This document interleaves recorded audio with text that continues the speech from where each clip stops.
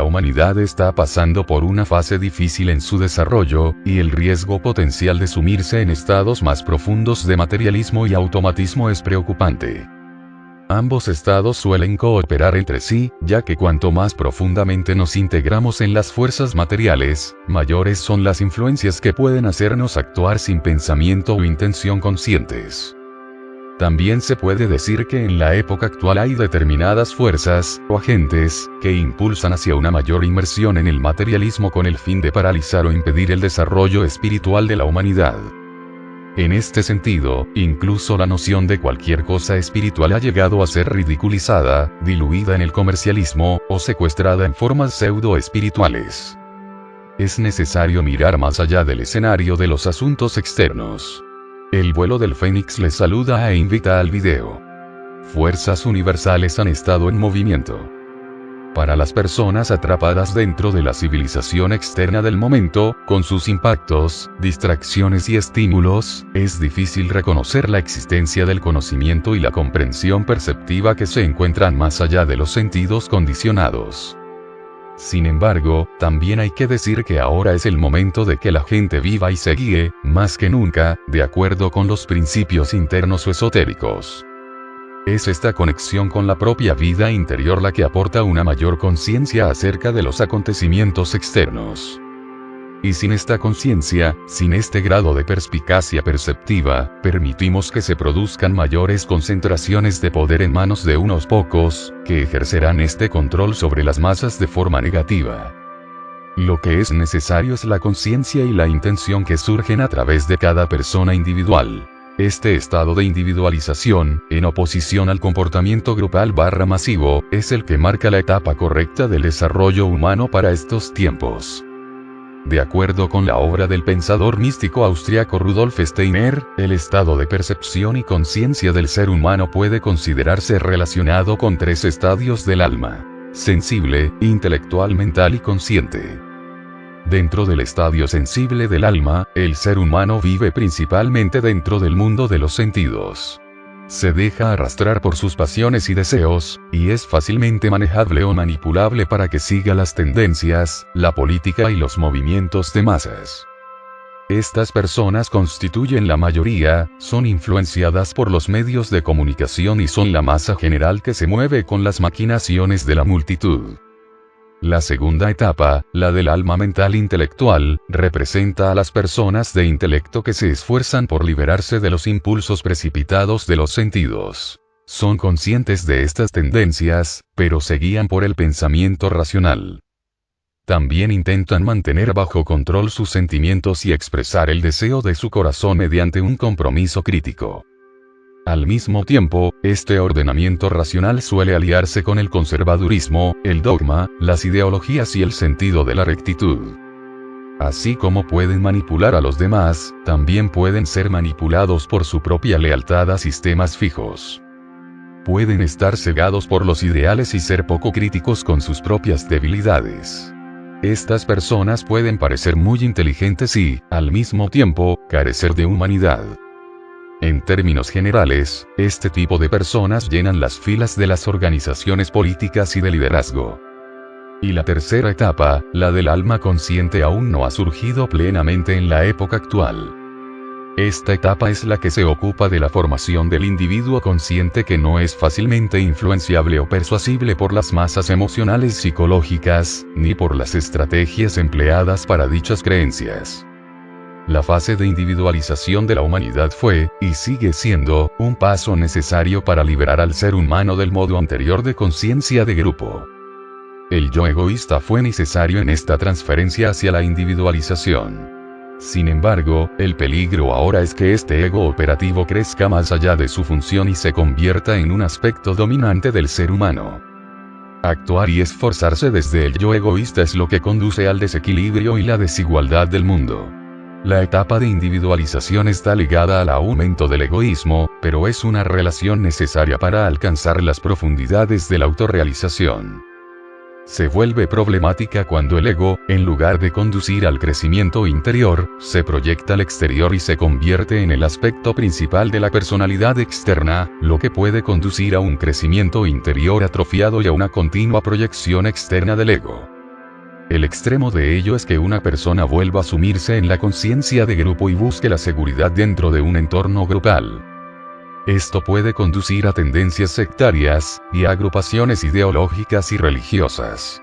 Parte de la tensión de la polaridad en los asuntos mundiales ha sido la atracción entre los egoístas dominantes y las masas con mentalidad de grupo. Sin embargo, también se puede reconocer que, para poder superarla, esta etapa de crecimiento debe vivirse y experimentarse. Las tensiones y el estrés aumentan cuando las personas parecen incapaces, o se les impide, superar esta etapa del desarrollo humano. En este caso, la persona permanece en el nivel del yo inferior, que es un fenómeno de masas y está por debajo de la individualización plena. El yo inferior se convierte en la expresión dominante de la personalidad, y ésta puede literalmente desbocarse, enredándose en pasiones, credos, desacuerdos y disputas. El peor de los escenarios es cuando las sociedades establecen estructuras, sistemas y formas de gestión que satisfacen esta etapa inferior del desarrollo humano. Las personas quedan atrapadas en un bucle en el que se mantienen y apoyan los comportamientos básicos de esta individualización inferior, creando deliberadamente una civilización de estancamiento y crecimiento atrofiado. La tarea aquí es que cada uno asuma la dirección de su vida. El ser humano debe establecer una intención de desarrollar su individualización alineada, pues parece que hay fuerzas que se oponen a esta evolución humana. Es esencial que se permita el surgimiento de un estado perceptivo de conciencia, entre aquellas personas receptivas y preparadas para ello. Esto requiere también que la persona tenga libertad interior y capacidad de percibir y actuar más allá de los límites del condicionamiento social. Se trata de una forma de pensamiento perceptivo en contraposición al pensamiento programado. De hecho, la vida proporciona la fricción para el proceso de transformación que tiene lugar en el interior del ser, y que luego puede proyectarse hacia el exterior en la vida. No basta con adoptar un comportamiento correcto si la vida interior está atrofiada. Porque todo ser humano lleva dentro de sí un hombre superior, además de lo que podríamos llamar el hombre cotidiano. Este hombre superior permanece oculto hasta que se despierta. Y cada ser humano puede por sí mismo despertar este ser superior dentro de sí.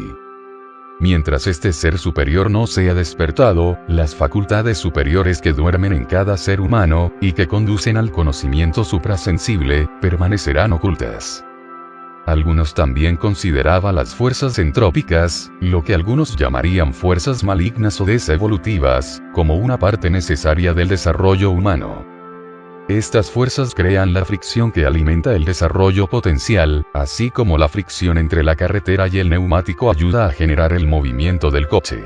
Hasta cierto punto, estas fuerzas son inevitables en la existencia física.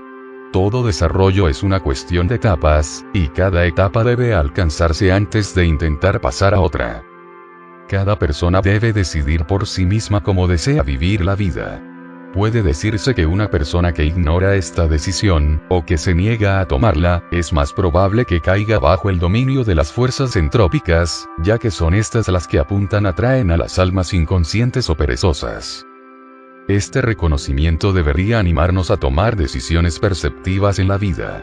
En todas las esferas de la vida humana, ya sean sociales, culturales o políticas, hay fuerzas en funcionamiento que representan esferas de actividad de mayor magnitud de lo que la mayoría de la gente es capaz de percibir.